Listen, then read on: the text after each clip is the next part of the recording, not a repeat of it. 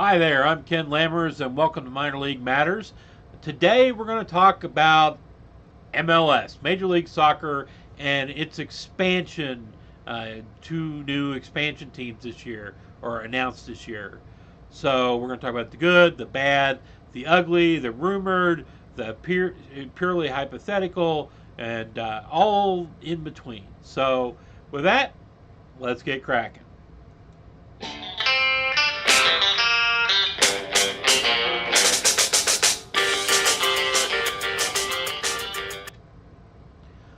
Okay, so Major League Soccer has been through a process where it's been winnowing down teams to announce.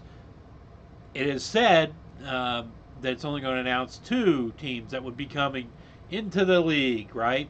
And so they announced it this way, and it's various and sundry cities petition to join, and then they announce semifinalists, and then they get really kind of interesting.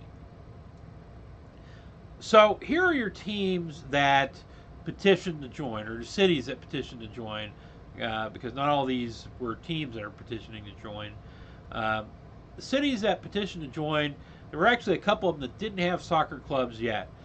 San Diego and Nashville were in the process of putting together minor league soccer clubs. San Diego in 1904 was supposed to go in the NASL.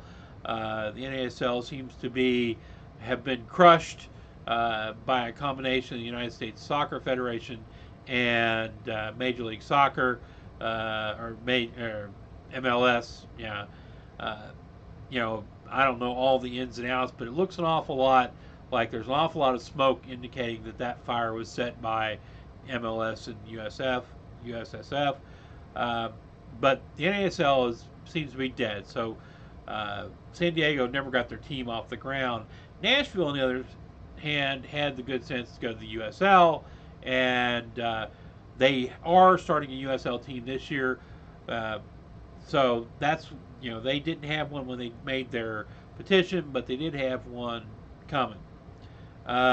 Indianapolis, of course, has the Indy 11, part of the NASL, now part of the USL, with the NASL starting to fold. St. Louis, uh, Detroit City is interesting because Detroit City has a national premier soccer league team, which has a fanatical following and everything, but it didn't have any second or third tier soccer teams. It basically has a semi-pro soccer team that just has fanatics that follow it. FC Cincinnati, the team that boomed out of nowhere suddenly in the USL with just huge attendance levels that I don't think anybody saw coming. Charlotte Independence, of course, they've had their USL team. Sacramento Republic with their USL team.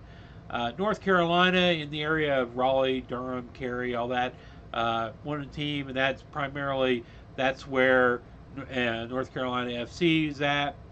Phoenix won the team. They've got the USL team. Phoenix Rising, by the way, North Carolina was in the NASL, is now in the USL. And then you get San Antonio, which is in the USL already, and Tampa Bay, which is in the USL already. So you had a bunch of cities that were trying, right? And of course, they had to jump through hoops. The MLS wanted them to jump through hoops.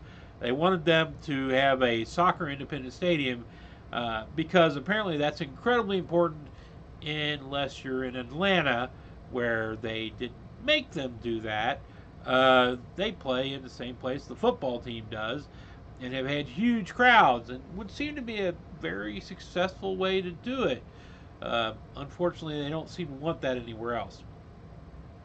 And but so then you have to have a certain amount of money in order to buy the franchise, because it's not like other places where you can have other countries where you start out with a little dinky team in your county or your borough or whatever, and you build it up to move up level by level by level, because the top level league in the United States is a monopolistic franchise system. You can't do that. You have to be tapped.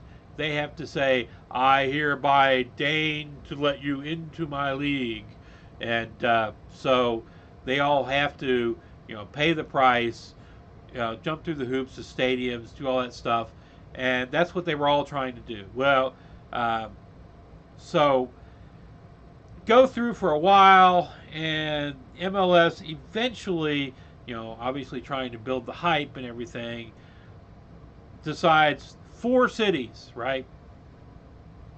Detroit City is one of them. And I understand why they would think that maybe Detroit, at first glance, was a good choice. Because Detroit City FC, the semi pro team, real low level team, has a fanatical following. If you're a soccer fan in the United States, uh, you don't know who's in the NPSL or the PDL. You just don't know unless there's, one in your backyard, right? I know that the Tri-City Otters down the road are an NPSL team, but I only know about that because they're an hour down the road, right? Uh, People know about Detroit City because it has a fanatical following, and they've grown it and everything with being part of the NPSL. The problem being that the ownership team that was trying to come in and form a Detroit team for the MLS didn't seem to want to have anything to do with Detroit City FC. They weren't trying to adopt the colors and the logo, which is really kind of unique. They weren't trying to develop that fan base and bring it in. They weren't trying to do any of that stuff. Basically, they seemed like they were devoted to building their massive stadium, getting their massive crowd, and just stomping out Detroit City FC, right? Which, after you get past that first blush with the Detroit City fans that are just fanatical about that team, Detroit's a bad choice. I mean, it's still a pretty much bankrupt city, and it's still pretty much a city that is losing population. It's not a good choice to put your team, so it's not surprising that all that put together that the MLS went, no, we're not going to do Detroit. Okay, that leaves us with three others, and pretty much all fairly strong candidates, right? Sacramento is out west where soccer has boomed, right?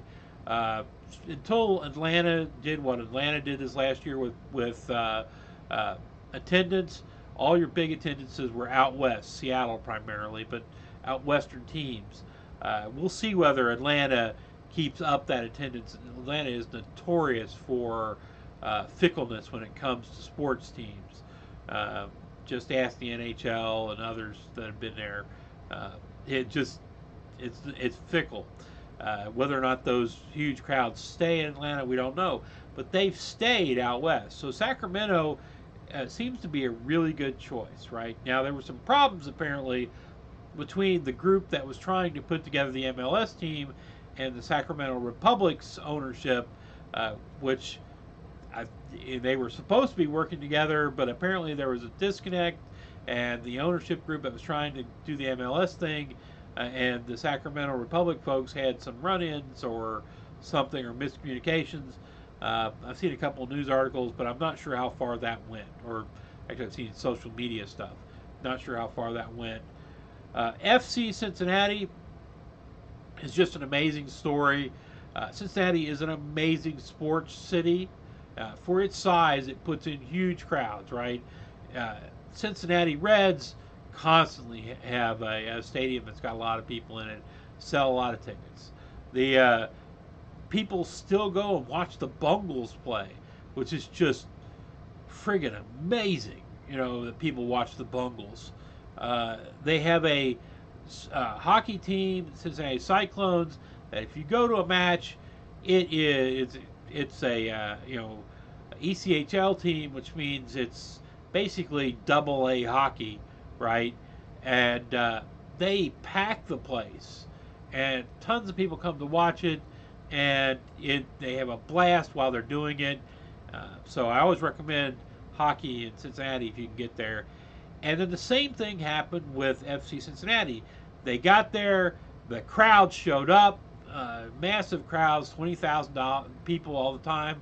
20 to 30,000, 35 some odd thousand when they played a friendly against a British team.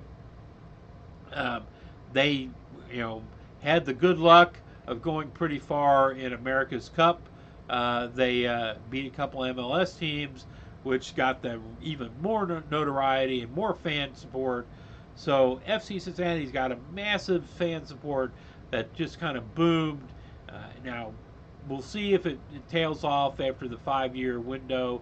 All teams do really have a boom for the first 5 years, and then after that it becomes interesting.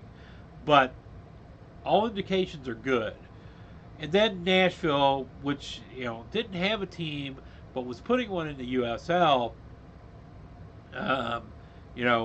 Nashville is a booming city that's growing up. It is, it's got a NHL team that's just doing massively well, huge crowds, as huge as you can get in a rink, just big crowds doing really well with the NHL. Their AAA baseball team there is just doing amazing, large crowds, really well thought out, really well done.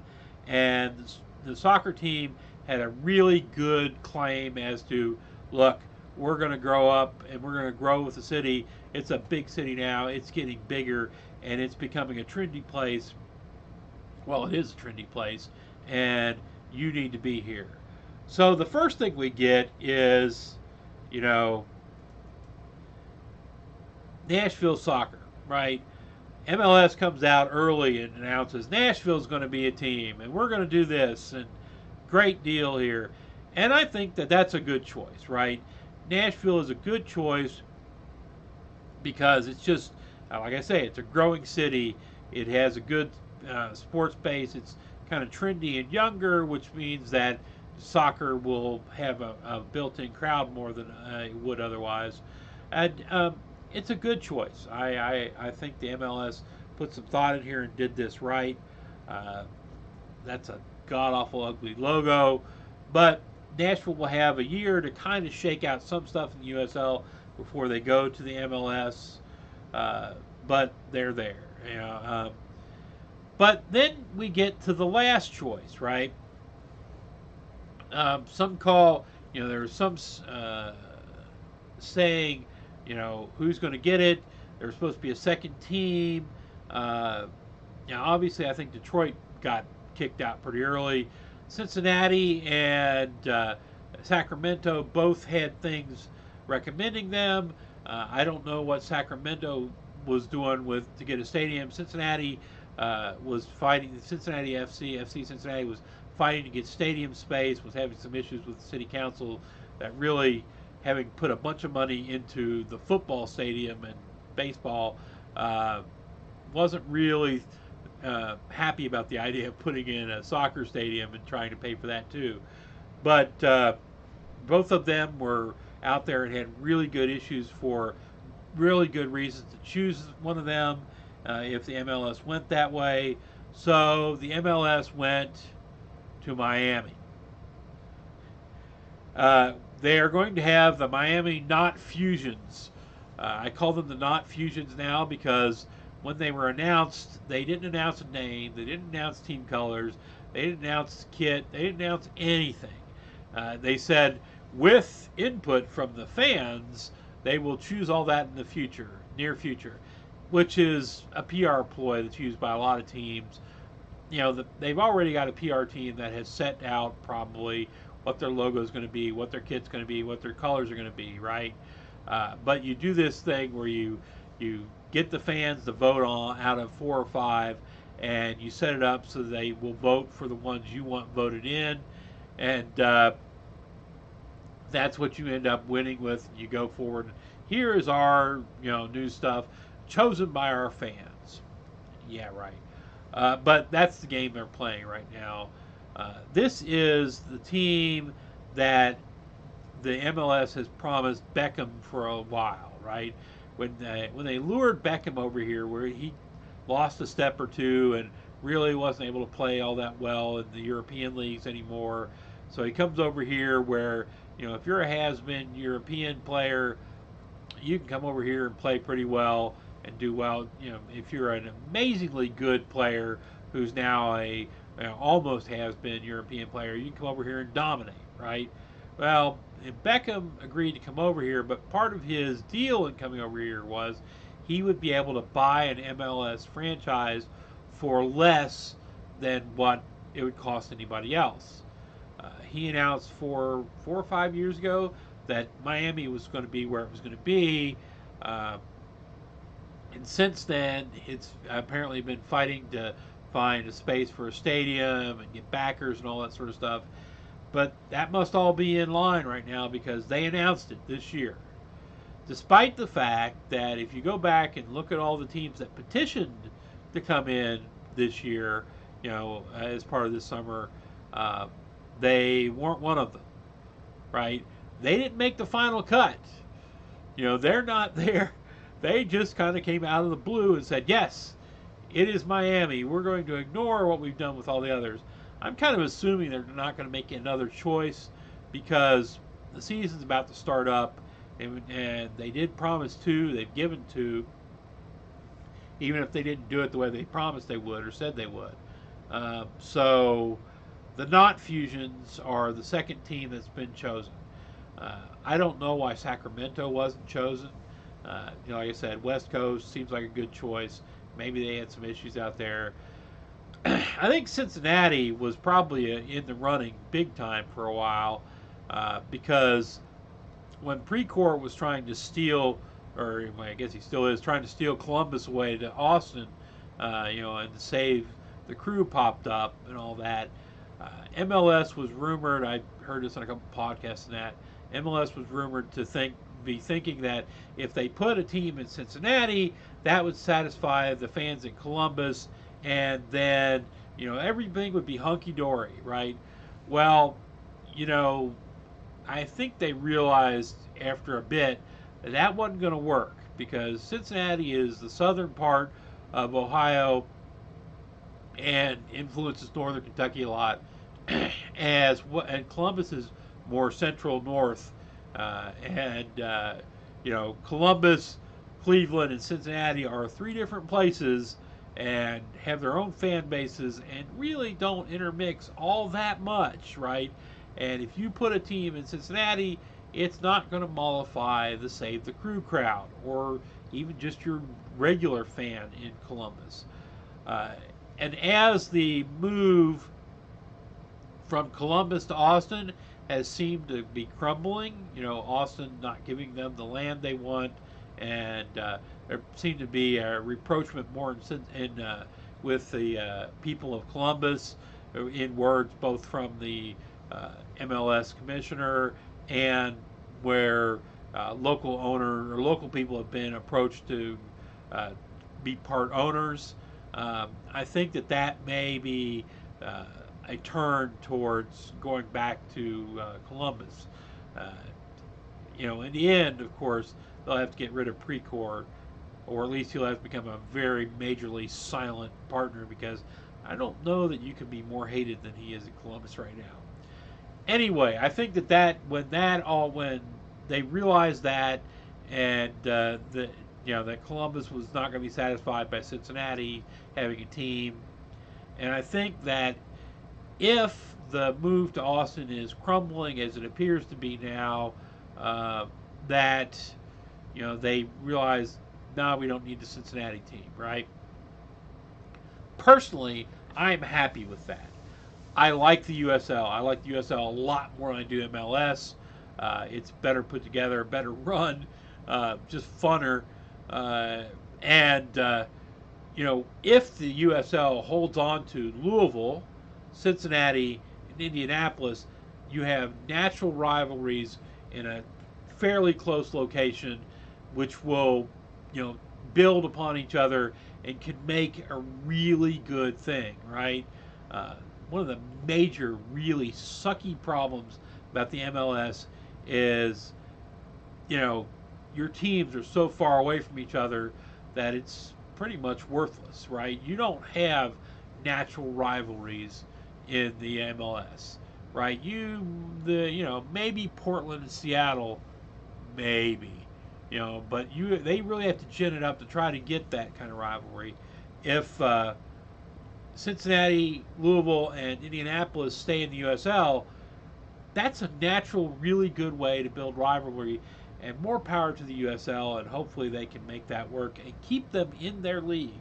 Uh, anyway, I digress.